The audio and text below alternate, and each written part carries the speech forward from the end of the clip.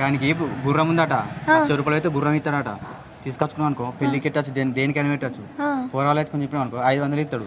ఇంకేం మస్తు వస్తాయి. అట్లయితే నేను గాజులు కొనుక్కోవచ్చు, నగలు కొనుక్కోవచ్చు, కమ్మలు కొనుక్కోవచ్చు, బట్టలు కొనుక్కోవచ్చు, నేను ఎక్కి కూడా పోవచ్చు. అబ్బా నువ్వు చెప్పిన ముచ్చట మంచిగా ఉన్నది. నేను అట్లనే ఎత్తా. నా అత్తకు భయపడా, నా మొగనికి భయపడా, నా గోషి ఎవ్వరికి భయపడా. నేను పోతానుండి పిల్లగా ఎట్లయితే అట్లా.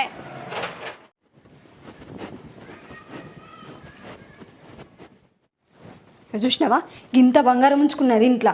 మరి కోడలా నువ్వు ఎండల పనికి ఓకే ఏదైనా కొని బిజినెస్ చేద్దామో లేకపోతే ఇది చేద్దామో అది చేద్దామో అని అంటదా? నాకు గోస ఉంచుకుంటుంది. ఈ దీన్నంత అమ్మి నేనేందో చూపించుకుంటా. ఈ సాయి పిల్లగాడు చెప్పిన ఇల్లేనా? ఇదే ఉన్నట్టున్నది. ఏపు చెట్టు కూడా ఉన్నది కదా.